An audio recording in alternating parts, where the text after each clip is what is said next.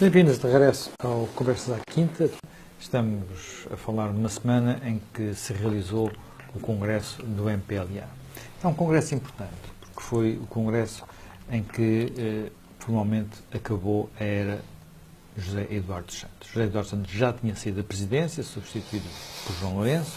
Nós já aqui tínhamos discutido quem era João Lourenço e o que poderíamos esperar de João Lourenço, mas havia ainda a questão de o poder que, para todos os efeitos, se mantinha com a sua presença como presidente do MPLA. Esse tempo agora acabou e é também já há um tempo para poder avaliar a forma como João Lourenço tem exercido a presidência de Angola, o que tem ou não tem mudado em Angola e até que ponto é que as mudanças que ocorreram neste Congresso refletem isso. Na sua perspectiva, Jaime Nogueira Pinto, João Lourenço tem de facto marcado uma ruptura com... É muito interessante porque, curiosamente, o lema seguido em Angola e o lema, enfim, oficial e que tem sido é a evolução na continuidade, aliás, um bocado uma réplica, enfim, aqui da transição portuguesa do Dr. Salazar para o Dr. Marcelo Caetano. Foi a evolução na continuidade.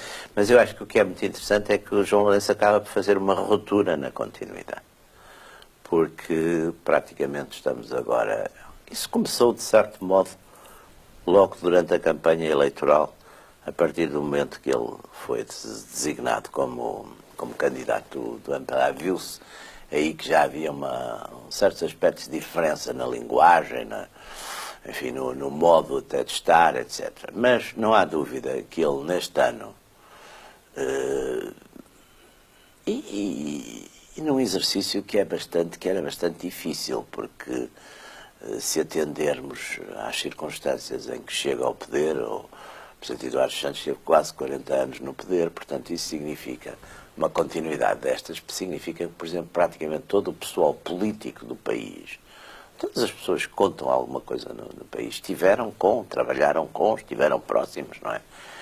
E João Lourenço consegue, de facto, neste ano, muito determinadamente e sobretudo usando muito bem o tempo, quer dizer, ele percebe perfeitamente que se não introduzir determinadas mudanças, sinais muitas vezes simbólicos, de linguagem, sinais em relação a determinadas pessoas, a determinadas instituições, ele também percebe que quer a opinião interna, quer a opinião internacional, que se ele não tivesse dado esses sinais imediatamente, que também se desinteressavam do assunto e diziam que ele seria uma espécie de mero factotum ou continuador, sem qualquer espécie de mudança e de inovação, num país que precisa, de facto, de mudança.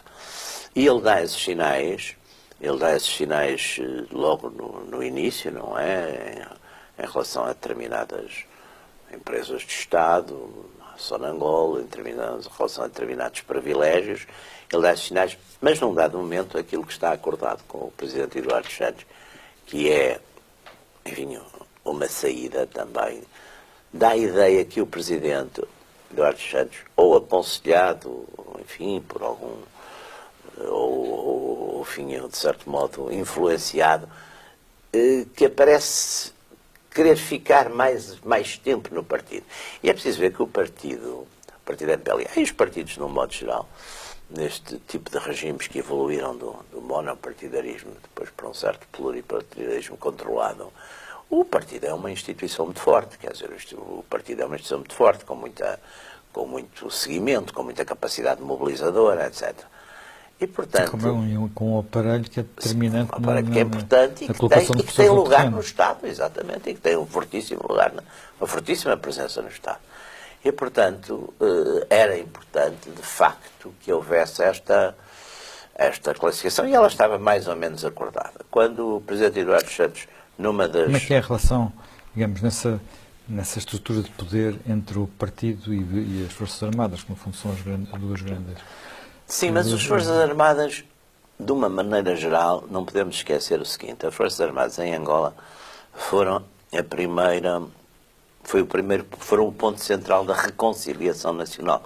Quer dizer, num dado momento, depois da paz, num dado momento, há mais oficiais superiores e até oficiais generais oriundos da UNITA do que das próprias Forças Armadas, das próprias FARC. Quer dizer, é um fenómeno interessante, ou das FAPLA. Portanto, é um fenómeno muito interessante. As Forças Armadas, nesse aspecto, foram, digamos, pioneiras nessa integração ou reconciliação, que se lhe quiser chamar. Os partidos, por definição, não é? São diferentes e são distintos. E, portanto, aqui a questão da liderança do partido era uma questão muito importante. E, num dado momento, há a ideia de que o Presidente Eduardo Santos querem que ele, há pressões para fazer ali uma espécie de bunker e fazer do partido uma espécie de poder paralelo, de certo modo resistindo, portanto, às mudanças que eventualmente no Estado se queiram fazer. Há aí depois um comitê central bastante duro para o Presidente Eduardo Santos, onde, enfim, há bastante resistência quando ele levanta esse problema, e depois há uma negociação em que entram, de facto, um núcleo dos chamados mais velhos do MPLA, que, de facto, fazem uma carta ao Presidente e falam com ele no sentido de que será bom para todos que aquilo que foi acordado da sua saída, etc., se verifique. E daí resulta a marcação deste Congresso Extraordinário de 8 de setembro, que tinha essencialmente como tema, não é, a saída do Presidente Eduardo Santos e a sua substituição por João Lourenço. Só que, curiosamente, passam-se mais algumas coisas e João Lourenço, de um modo interessante e discreto, e subtil, primeiro introduz um aspecto que é interessante no seu discurso, que é os grandes inimigos. Os grandes inimigos não são entidades pessoais ou personalizadas, mas são fenómenos, enfim, que as pessoas em Angola, sobretudo os cidadãos comuns, de certo modo são vítimas deles e abominam, não é? Portanto, a corrupção, o nepotismo, a impunidade e a bajulação, que são os elementos que ele fala, digamos, como esses grandes. É um discurso, digamos, virado contra determinados símbolos. Mas depois faz uma coisa muito interessante. Isso parece quase um tiro direto ao porta-aviões, como se costuma dizer. Não, é uma coisa muito curiosa. Nepotismo tem... Enfim, a gente olha para a família do José Eduardo Santos. Corrupção, olhamos para a fortuna da família de Eduardo Santos. Mas isso, repare, isso foi, de certo modo, o que ele discretamente e sem humilhar as pessoas fez. Foi afastá-los. Foi-os afastando da Sonangol, da Sodiam, do Fundo Soberano. Isso tudo quer dizer, foi afastando das coisas do Estado em que estavam. Quer dizer, não tocou nas coisas privadas, quer dizer, isso aí não se pode dizer que... E, portanto, isso é feito. Mas depois há um outro fator, que é um fator histórico interessante e com alguma subtileza, que é quando ele diz que é o 5º presidente do partido MPLA. Por razões também, enfim, históricas e histórico-políticas, de certo modo a ideia era que era uma ideia, o fundador era o Dr. Agostinho Neto. E, portanto, ele seria o 3º presidente. Quando ele diz que é o 5º, ele vai buscar e vai, de certo modo, tocar numa questão que é importante dentro do partido MPLA, que é, bem, um fundador que praticamente a maior parte das pessoas ignorava e conhecia muito mal, que é Elídio Machado, não é? E depois o segundo, que esse já era mais conhecido, que é Pinto Andrade, não é? Mas que era, de certo modo, tinha sido banido, porque, enfim, considerado, digamos, talvez historicamente menos conveniente para a ortodoxia que depois foi seguida. E, portanto, também é uma forma muito subtil e muito interessante dele, de certo modo, refazer, recompor essa unidade do partido e essa reconciliação. Isso é mais de comunidade, porque o Pinto Andrade, inclusive, rompeu com o partido, não é? Portanto, exatamente, mas é integrar aquilo que, de certo modo, estava desintegrado. No fundo, é fazer uma espécie de retificação histórica. E, curiosamente, ao mesmo tempo que se está a dar isso, está-se a dar um fenómeno que eu também notei ontem, curiosamente, com com algum relevo em Angola, que é o regresso dos restos mortais do general Ben Ben, que foi o chefe militar da UNITA, sobrinho do Dr. Savimbi, que também regressa com honras, com honras oficiais, etc. Como também o João Lourenço já tinha prometido à liderança da UNITA devolver à família os restos do Dr. Jonas Savimbi. Portanto, há aqui um movimento também, através destes atos, que são atos simbólicos, mas de uma forte reconciliação. Finalmente, também muito interessante, o Bureau Político, que é, digamos, a autoridade máxima do partido, não é? Com os seus 55 membros, saem 21, que é praticamente a geração mais velha. A geração mais velha sai. Penso que, na maior parte dos casos, as pessoas, foi uma coisa que o próprio Presidente falou com eles e os preveniu, não é? Portanto, não é uma saída assim à má fila, mas, de qualquer maneira, é o tal sinal também interessante de renovação, quer dizer, há de facto uma vontade política e praticamente num ano ficou concluído. Houve também agora mudanças de 6 governadores das províncias, que são cargos importantes, e foi de províncias bastante importantes, e há finalmente é capaz de estar ainda a haver, daqui por alguns dias, uma remodelação a nível governamental. Já vamos aí, agora vamos só, talvez ver um pouco melhor. E nisto, o que é que Eduardo dos Santos, que papel é que ele pode ter ainda? Já vimos que a família foi sendo afastada, Isabel dos Santos, mas também o filho, dos lugares que tinham em empresas do Estado, empresas públicas. Mas continuando o papel na economia angolana, não é? Tem futuro? É uma coisa apenas, enfim, enquanto José Eduardo dos Santos estiver vivo? Pois isso não se sabe. José Eduardo dos Santos foi cauteloso na forma como reagiu a estes ataques diretos e a estas investidas. Foi cauteloso na forma como geriu a sua presença final no Congresso, pelo que disse, por aquilo que aceitou, por aquilo que ouviu, assumiu de alguma forma que tinha errado. Parece haver um certo pacto quanto ao... Também cometia erros. Sim, uma coisa... mas podia não ter ido ao Congresso.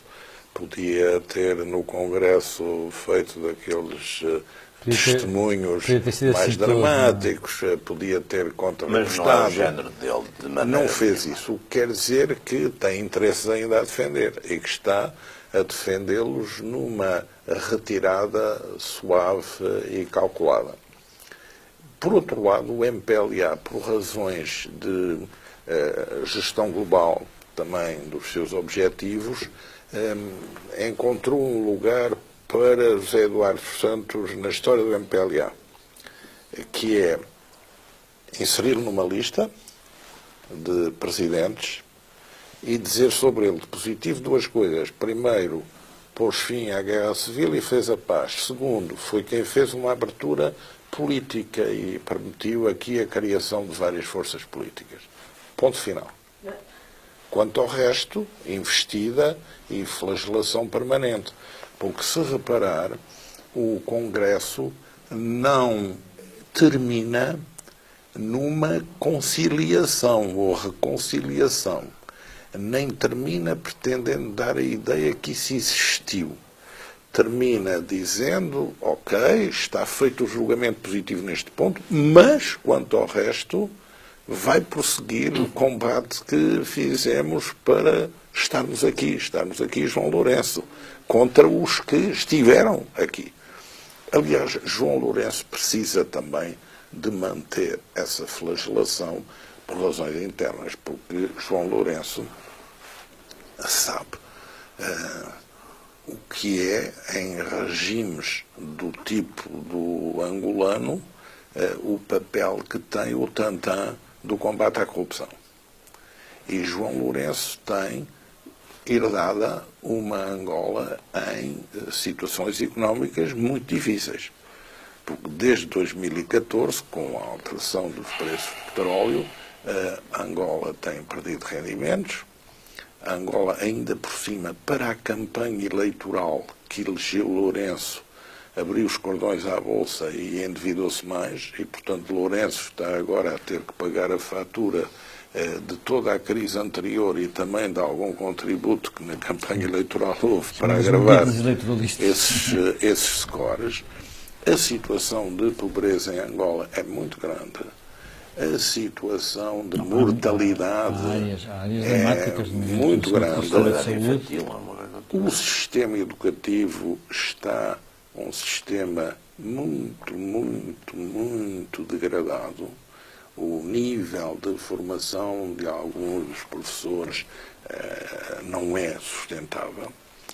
E, portanto, João Lourenço sabe que precisa de culpar alguém por esse resultado e precisa de culpar alguém pelas medidas que vai ter que tomar para reverter a situação, que serão sempre medidas de quê? De aumento da carga fiscal e de redução de transferência de subsídios para diversas áreas, que é aquilo de que tinha vivido a economia angolana quando chegou ao ponto de se deixar entregar em 64% do PIB só na Angola, em exclusivo, criando uma dependência enorme do petróleo.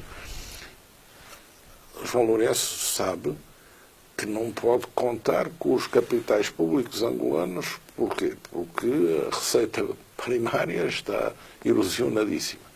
Capitais privados angolanos, bom, fogem todos de Angola.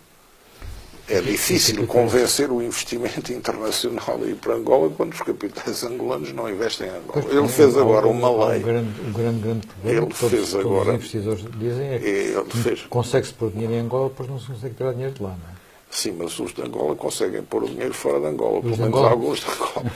O problema é se, por exemplo, se eu for... O controle das cambiais tem nisso também um grande valor. Portanto, o João Lourenço tem que estabilizar macroeconomicamente Angola e tem que estabilizar o sistema financeiro, o sistema fiscal e o sistema bancário, que está totalmente descapitalizado e em risco de ruptura em inúmeros pontos. Ou seja, Angola precisa de, não digo um programa de emergência, mas de um programa de assistência muito forte, porque precisa de capitais externos e de empréstimos. E precisa, sobretudo, recuperar a confiança e de recuperar a sua credibilidade junto dos organismos financeiros internacionais e junto dos países que economicamente contam. Porque também Angola prosseguiu uma navegação ultra-pragmática com aliados heterodoxos do ponto de vista internacional e não consistentes. É interessante ver relações da China com Angola, é muito interessante, mas depois o que é interessante ver é quem são os empresários chineses que em concreto têm as relações com Angola. E o que é que eles representam na China. E o que é a sua reputação no plano internacional. E o que é que a imprensa financeira internacional escreve sobre estes grupos. A relação com a Rússia via Israel. Isso é todo diamantífero. Quem são os operadores? O que é que representam? A quem estão ligados? Portanto, João Lourenço vai também ter que deparar não só com a questão da relação institucional da economia, com os parceiros, com a recredibilização, mas também com escolhas concretas sobre aqueles que têm tecidos de aliança empresarial dentro de Angola e o que é que isso significou até aqui e o que é que isso significa para o futuro. E, necessariamente, vai ter que criar condições. A publicação de legislação, por exemplo, antimonopolística, o fim do monopólio nos cimentos é importante. O fim também do monopólio no petróleo. Nos diamantes. O fim do monopólio nos diamantes. Para criar confiança. Porque ele vai precisar de um empréstimo de assistência do FMI. E ele vai precisar de alguns empréstimos não ligados à hiperexploração dos recursos naturais de Angola, mas empréstimos mais credíveis do ponto de vista do que é e deve ser um empréstimo. E depois vai precisar de investimento externo, rapidamente. E vai também precisar de recuperar o capital angolano, a bem e a mal. A bem com amnistias de reingresso e a mal com ações judiciais. A sério. Porque ninguém convencerá ninguém no mundo a investir um kwanza em Angola quando os angolanos não investem um kwanza em Angola. Pelo contrário, querem acesso privilegiado a dívidas para tirar os recursos do país, que é o que tem acontecido, em grande maioria. Portanto, João Lourenço herda um sistema de que ele próprio terá consciência que atravessa uma crise. Aliás, eu acho que é o receio do que poderia acontecer em Angola que leva o MPLA a aceitar esta mudança radical que o João Lourenço faz, substituindo praticamente toda uma geração e colocando outra gente nas fias, outra gente que garanta mais credibilidade. Porque o problema agora não é tanto de saber se João Lourenço vem para substituir o grupo anterior, a elite anterior, com uma elite dele para continuar a fazer a mesma coisa. O grande desafio é saber... Não é prolongável no futuro, não é? Certo. O modelo em si. Porque João Lourenço tem que... O grande desafio de João Lourenço é construir uma Angola pós-colonial, pós-marxista, pós-guerra civil e pós-Angola familiar. E digamos com 20 anos atrás. E criar um Estado angolano moderno, apto a estar à altura do país que é Angola. E de dar uma resposta. Por outro lado, Angola tem uma ameaça terrível, que é a desestabilização na República do Congo e o que isso pode significar de uma invasão de refugiados em Angola. Mas já lá vamos. Antes disso, só um ponto. Angola, nós falamos muito de Angola, mas Angola, até que ponto é que Angola hoje é Luanda? Portanto, até que ponto é que, por exemplo, tudo se concentra em Luanda, tudo, a capacidade... Há muito essa ideia, mas eu nos últimos 10 anos, talvez, andei bastante por Angola, já conheci algumas, mas fiz um bocadinho as 18 províncias de Angola e já passei muito por essa Angola, também pela parte, digamos, reconstruída depois da guerra, sobretudo nas cidades, etc. Essa ideia de facto, Luanda concentra imensa gente e tudo isso, mas há centros que foram sempre muito importantes na vida angolana e que retomaram essa importância. Por exemplo, aquela zona toda ali do Benguela-Lubito é uma zona muito importante. Mas aí tem um porto, não é? Portanto, há uma... Há uma importância de um porto e de uma terminal. A Huila e a capital da Huila, portanto a antiga Sá da Bandeira, agora chamada Lubango, também é uma cidade muito aprazível e com uma mas aí precisava de uma o Ambo precisava de uma recuperação agrícola e de sim, o Ambo também é uma... Ora bem, agora, por exemplo, passam-se ali coisas que são problemáticas. Por exemplo, a economia angolana, no tempo da administração colonial portuguesa, a economia angolana, a grande riqueza da economia angolana era de facto a agrícola e agroindustrial. Era essa a grande riqueza. Em 69, por exemplo, o petróleo, as exportações petrolíferas significavam 5% das exportações. E é claro que os diamantes também contavam, mas a grande... Portanto, é uma economia agrícola e mineira. Mas, por exemplo, uma economia mineira precisa de boas comunicações ferroviárias. E a reconstrução das linhas ferroviárias de Angola, de facto, a reconstrução das linhas e a maquinaria, etc., suscita muitas críticas, e penso que é um dos dossiês que este novo Presidente e o novo Governo vão ter que lidar com muita rapidez e atenção, porque, de facto, há ali. As próprias estradas também que foram, em grande parte, reabilitadas e reconstruídas, mas algumas já se deterioraram outra vez. Quer dizer, há fenómenos ali que são muito urgentes e que tem sido, digamos, uma prioridade, mas já isso ainda já no tempo do Presidente Eduardo Santos, já depois do fim da guerra, uma das prioridades tem sempre aparecido, e sobretudo a partir de 2014 e da quebra do preço do petróleo, é a necessidade urgentíssima de reconverter a economia. Mas claro que essas reconversões da economia demoram. E, por exemplo, a questão da agricultura, não é a questão a agricultura é uma questão que é de facto difícil, porque há muita legislação e há muita coisa que, enfim, de outros tempos e dos tempos do regime monopartidário, que também dificultam essas coisas e, portanto, é preciso também agricultores, é preciso investimento, é preciso uma quantidade enorme de coisas. É porque uma das condições essenciais é que é preciso calma e paz para poder ter Claro, as pessoas lá a trabalhar. Isso já, Né? porque ao contrário de muitos sítios ali em África, nesse aspecto, Angola, eu costumo sempre dizer que para mim, curiosamente, a guerra civil acelerou a construção, já não digo do Estado, até a construção da nação, porque destribalizou à força. Quer dizer, a guerra civil, forçando, teve dois fenómenos que tiveram, enfim, essa aceleração da destribalização. Um foi, de facto, a fuga de muita gente para as cidades, não é? Portanto, o campo, como é normal neste tipo de coisas, o campo, as populações no campo, o campo é mais inseguro que as cidades, portanto, as populações vêm para as cidades, é uma espécie de urbanização caótica e periférica à força, mas acontece. E segundo, um outro fenómeno talvez menos notado, mas também é muito interessante. Como foi uma guerra civil em que quer as tropas do governo, quer as tropas da guerrilha, da UNITA, muitas vezes já unidades praticamente regulares, também circularam pelo país todo. Essa circulação pelo país levou-os, por exemplo, a ter filhos por toda a parte, quer dizer, portanto, há uma mistura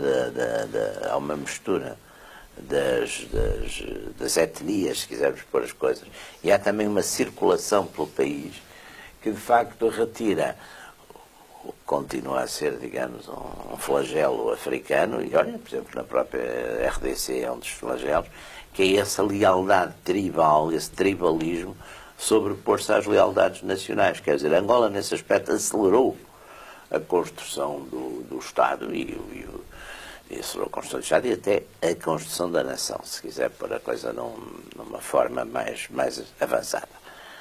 Agora, é evidente que, e há outro aspecto que eu acho que temos que olhar para ele com atenção e, sobretudo, enfim, os poderes deste mundo têm que olhar para ele com atenção, que é que a Angola tem um fator de unidade e estabilidade, por exemplo, do ponto de vista militar e securitário, que é muito importante, porque estamos numa região onde a RDC é caótica há muitos anos, quer dizer, Mobutu podia ter muitos defeitos, mas melhor ou pior manteve aquilo mais ou menos unido durante os anos que esteve no poder. Hoje em dia é um país altamente fragmentado.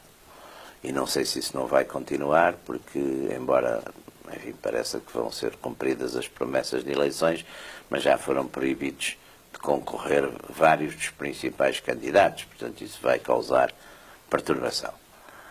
E tem zonas ali no Kivu e noutros sítios que são zonas dominadas por senhores da guerra, zonas completamente sem ordem nem lei. A África do Sul vai viver um ciclo também, penso eu, muito complicado, porque esta lei da expropriação das terras, da expropriação sem indemnização, que foi agora votada no Parlamento, vai causar enormes resistências e não só jurídicas, vai causar uma tensão enorme dentro das comunidades, digamos, dentro da comunidade branca e o ANC. Outros países da região não têm grande peso militar. Portanto, Angola é um dos poucos países daquela zona, daquela região, que tem forças armadas, enfim, unidas, competentes, disciplinadas, e que pode ser um fator de estabilidade ali, até porque está, no fundo, azul, mas ainda Sim, mas, na zona do Golfo. Voltando talvez ao que já me estava a colocar. Pode ser um fator de estabilidade, mas está no olho do furacão.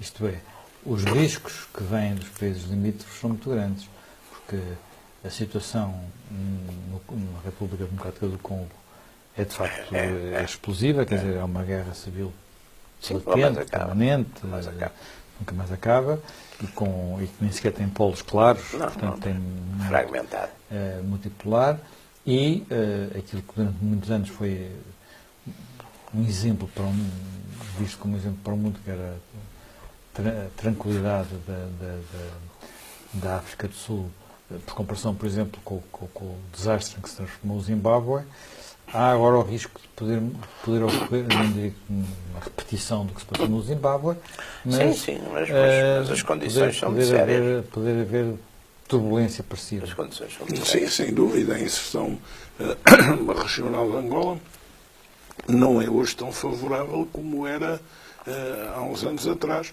E por isso é que Angola até deve sentir mais do que ninguém a necessidade de fazer a sua reforma rapidamente, porque só com essa reforma ela está preparada para enfrentar essa situação e até para se constituir num polo reorganizador da região, porque se conseguir apanhar essa dianteira, vai ter aí um papel muito relevante. Portanto, a constituição de um Estado angolano moderno, apto a lidar com a vida financeira internacional moderna, com a economia moderna, em termos de rigor, de eficiência, é uma prioridade absoluta.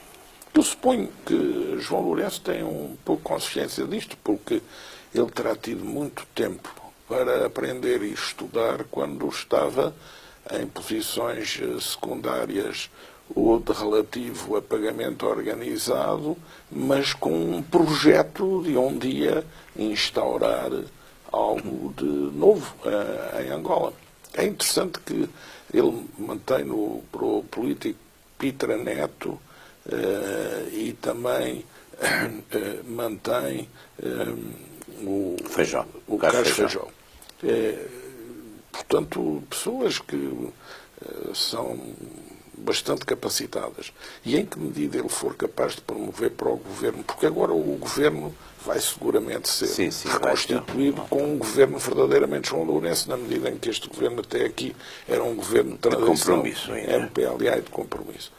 Isso também é importante. Que pessoas vai colocar à frente das grandes agências e dos grandes institutos.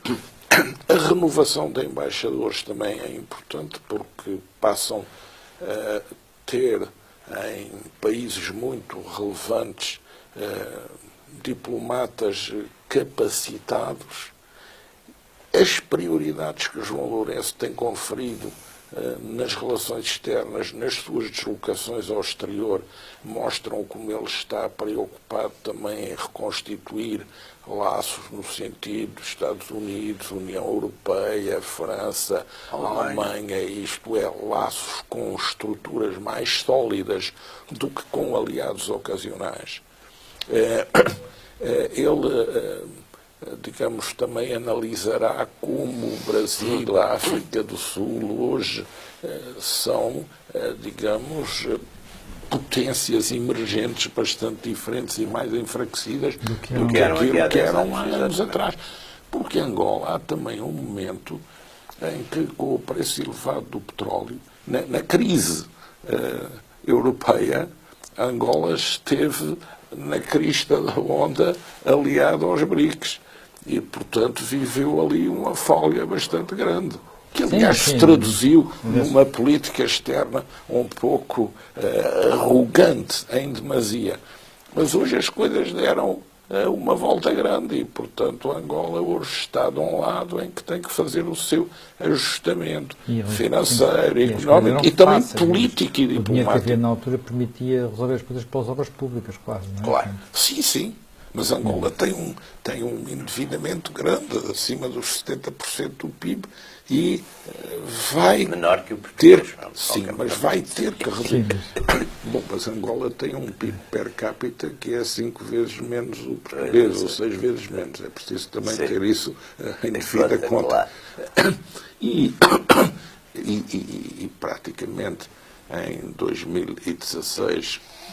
teve um crescimento negativo e em 2017 vai ter um crescimento muito pequeno, 0,6, 0,7. E há ali um problema na questão petrolífera que é uma não diversificação da economia e com a dependência do petróleo, Angola está, digamos, num trend que não é o mais promissor se não toma as medidas que tem que tomar.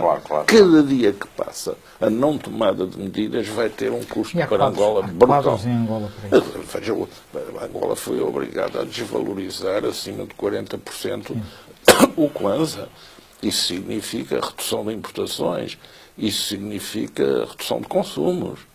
Se for agora a Luanda, vê que não vive o ambiente de prosperidade que vivia há 10 anos atrás. Há uma situação social muito diferente. É preciso fazer essa experiência real para se ter a noção das diferenças. Quadros angolanos ou os quadros angolanos são, enfim, os ricos angolanos. Os quadros angolanos, há quadros muito bem preparados e quadros jovens extremamente bem preparados, capacitados, aliás, pelas melhores universidades do mundo. Eles têm feito esse investimento. O problema é depois o do retorno operacional E o segundo escalão é e, digamos, suscetível de gerar o impacto dessa riqueza que é individual no sistema angolano. E consegue, muito difícil. Em países destes, muitas vezes também é importante o papel que têm os chamados os quadros expatriados, portanto, os quadros estrangeiros que estão presentes pelas empresas. Não há aqui nenhum lado de Sim, o problema é saber se esses quadros vão ser os staffs de projetos de consistência duvidosa e de negócios duvidosos e de lavagem de dinheiro e de delitos fiscais contra a economia angolana, ou se vão ser os quadros do renascimento e do ressurgimento de Angola ao serviço de um Estado angolano e ao serviço de um empresariado angolano, verdadeiramente angolano, e empenhado no país, e em levar as suas riquezas para Angola, e em desenvolver Angola, e em estar em Angola. Agora vou fazer uma pergunta quase, enfim, impensável, que há agricultores sul-africanos à procura de sítio de aterrar de novo. Agricultores altamente competentes, mas que têm um ónus político pesado, até porque uma parte deles são boas. Agora teria coragem de aceitar alguns deles? Isso não sei, mas os boas já tiveram a tentação de chegar até Angola e já chegaram ao sul de Angola. Era os Carcamar, até têm descendentes. Exatamente. Há um grupo populacional descendente em circunstâncias diferentes. Desses boas. Até alguns essa apetência até ir para a Europa. Não é? Essa apetência foi contida por Portugal em relação à sua colónia de Angola. Noutras circunstâncias. Os enquadramentos são sempre positivos e há formas societárias onde isso se resolve e há outros países africanos que têm resolvido isso. Mas o fundamental é a criação de empresários agrícolas modernos em Angola. E também fundamental é a regularização do Estatuto da Terra em Angola, porque não há atividade agrícola consistente enquanto não há regularização juridicamente clara e transparente do Estatuto da Terra. A criação de condições para o investimento na agricultura tem requisitos especiais. A criação para o investimento financeiro tem outros, para o investimento industrial tem outros. E Angola tem que criar esse quadro jurídico para permitir a inclusão dessas atividades, sem o que não gerará riqueza para sustentar a despesa pública. E a despesa pública, no caso de Angola, é necessária em áreas sociais, é necessária na educação. Portanto, isso tem que ser tomado em consideração. Este mecanismo de viver pendurado no imposto sobre o petróleo e nação de Angola, e depois flutuar o nível de bem-estar da população quando o petróleo sobe ou desce, é muito, muito castrador do potencial de Angola como economia. E também a existência de um conjunto de entes públicos mal geridos que se habituaram todos a ser subsidiados, a não procurar nenhuma rentabilidade e a praticar uns preços ruinosos sobre o mercado dos consumidores que depois, a prazo, são insustentáveis porque as reservas de Angola também são erosionáveis e não são ilimitadas e vão diminuindo e há um momento da hora da verdade. Sim, e o petróleo não é um negócio eterno. Sim, está, se firmos na perspectiva do longo prazo, está a 20 anos, em risco. Ninguém se pode... Veja o que está a fazer a Arábia Saudita para tentar a Arábia Saudita, que é a Arábia Saudita, sair da dependência petrolífera. Em quem é que nós devemos olhar, em quem devemos pôr os olhos para além de João Lourenço? João Lourenço é o presidente, é o líder do partido, mas quem são os seus homens, quem são aquelas pessoas a quem devemos dar atenção em Angola? Vamos ver, quer dizer, vamos ver exatamente quais são as pessoas que ele vai, quer dizer, as que vão ficar e as que ele vai chamar, porque há um fenómeno que se deu muito interessante, talvez inesperado para alguns, até porque todo esse grupo dos mais velhos do partido teve um papel, aliás, importante, quer dizer, quer na gênese da própria candidatura de João Lourenço, quer depois, no fundo, ajudá-lo a resolver estes problemas. E também penso que, por uma certa lógica, também perceberam, e penso que perceberam que também, pronto, a hora tinha passado. Aliás, é muito curioso que na TPA houve vários debates precederam este congresso, e havia uma mensagem subliminar que era exatamente a que os mais velhos deviam seguir o exemplo do presidente Eduardo Santos e, portanto, enfim, retirar-se. Não há ali figuras, vamos ver, a Angola não tem dificuldade de quadros políticos, quer dizer, eu enfim, conheço relativamente bem quadros políticos, quer da oposição, quer do poder, e há gente com perfeitíssima capacidade para ter a noção já falámos há bocadinho, falávamos, por exemplo, ali de Pietra Neto, mas há outros, quer dizer, há ali muitos, o próprio vice-presidente Bonito, Pietra Neto, há ali uma série de quadros. Nos mais velhos, sem dúvida, os mais velhos agora, de certo modo, afastaram-se ou foram afastados, portanto vai haver aí, mas aí vamos ver com muita atenção estas figuras que vão surgir agora, por exemplo, na remodelação governamental.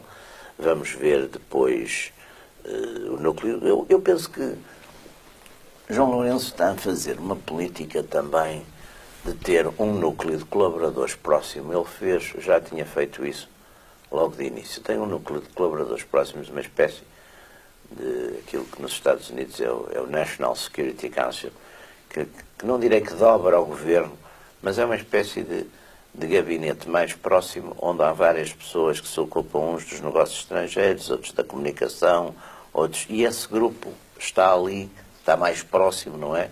E é uma espécie de grupo, enfim, de confiança. Mas, normalmente, esses núcleos de confiança não são depois propriamente as figuras que aparecem, não é? À frente dos grandes departamentos do Estado. Portanto, enfim, vamos estar atentos, porque exatamente é um momento de remodelação, chamemos-lhe assim, e pelo menos nos próximos anos, com certeza que o diretor do jogo vai ser exatamente o presidente João Lourenço, e, portanto, as pessoas que forem ter protagonismo são as pessoas que ele for agora a escolher, não é? Portanto, estamos exatamente num período em que vão ser reveladas novas figuras, e outras, já sabemos, as que estão a apagar-se ou a sair, e vamos ter novas figuras. Portanto, isso é um momento em que será essa a seleção. Não há dúvida que, por exemplo, eu penso que, embora de um modo discreto, Manuel Vicente continuará a ser uma pessoa bastante importante, não é? Sobretudo no aconselhamento na parte económica, continuará a ser uma pessoa, ao contrário de outras figuras que estiveram próximas do antigo presidente. Este penso que vai continuar a ter ali um papel importante na área económica, mesmo que não seja um papel que tenha uma tradução funcional. Penso que vai ser uma pessoa que vai manter ali essa influência, enfim, como outras figuras, até destas mais velhas, mas que terão sempre um certo sentido da influência, porque aí a sociedade angolana, nesse aspecto, eu digo muitas vezes isso, Angola não é um país africano como os outros. Angola tem um país que tem, exatamente pela sua composição histórica, pela sua história, sobretudo no século XX, e a sua história até pré-independência, tem de facto, em Angola, há, por exemplo, uma quantidade de... Quer dizer, é de facto um país multirracial. Quer dizer, não há aquela... na classe política, na classe militar, na classe empresarial, vê-se, sendo um país africano, vê-se, além, enfim, de uma maioria, com certeza, de negros, mas vê-se muitos mestiços, vê-se brancos, vê-se... Quer dizer, portanto, Angola, nesse aspecto, é um país bastante diferente dos outros. mas tem depois, dentro da sociedade, sobretudo em Luanda, mas também não só em Luanda, mas em Benguela e noutros sítios, tem depois uma certa sofisticação nas relações familiares, nas relações sociais, nas relações culturais, e, portanto, não é... Quer dizer, aqueles períodos do monopartidarismo e que houve, portanto, uma certa unidimensionalidade na sociedade, esse período foi muito contrário ao modo de ser ali. Portanto, ali mesmo entre figuras e dirigentes que são uns da oposição e outros dos partidos do poder, há depois uma certo convívio, uma certa confraternização, nesse aspecto é uma sociedade muito... Depois há também outra coisa que é muito importante em Angola, que é o sentido do humor da população. Aliás, que eu penso que é o que também os ajuda a suportar todos estes sofrimentos e maus momentos. Portanto, há ali fatores muito interessantes, muito importantes, e que tornam... E, aliás, João Lourenço também, no seu discurso, que curiosamente, ao contrário destes discursos, normalmente nestas coisas partidárias, que são discursos longuíssimos, e foi um discurso curto, foi um discurso de 20 e poucos minutos, também chamou a atenção para uma coisa, que o partido tinha que estar atento à sociedade civil e tinha que traduzir, enfim, as preocupações e as pressões e as queixas também da sociedade civil, o que não é muito um discurso que, enfim, que seja muito este tipo de partidos monopartidários. Portanto, mas calha bem... em Angola, por exemplo, houve uma guerra civil duríssima, mas não há massacres étnicos. Não há massacres étnicos. Apesar de ter havido alguma base étnica, não... Havia base étnica nos partidos, alguma base étnica, com certeza que havia, mas não há massacres étnicos. É uma coisa que não há, quer dizer, dentro de... Fazem-se prisioneiros, quer dizer, há coisas que nesse aspecto são diferentes. E, portanto, neste momento, eu acho que o professor João Lourenço também está atento a tentar traduzir isso institucionalmente, quer dizer. Depois as igrejas têm bastantes igrejas cristãs, sobretudo a Igreja Católica, mas têm bastante influência também na sociedade. Portanto, há ali fatores de civilização e de ponderação que são muito importantes, e claro que foram um bocado obnubilados pelos fenómenos, primeiro da Guerra Civil, e depois da ideia que houve, e com muita justificação, de facto, de privilégios, de corrupção, de favoritismo. Só para terminar, porque nós já estamos no pai do prazo. Liberdade, vai haver mais liberdade, está a haver mais liberdade, vai haver mais liberdade, vai haver mais pluralismo, vai aproximar-nos mais do modelo que nós temos. Na imprensa, em geral, há sinais de uma descompressão. Não há novos títulos, nem novas rádios, nem novas televisões, mas o existente tem atuado, digamos, com uma respiração melhor. Sim, mas é verdade. Mas a imprensa tem uma penetração bastante limitada. Mas eu, quando digo aqui imprensa, queria dizer também rádios e televisão. Tem havido uma maior abertura.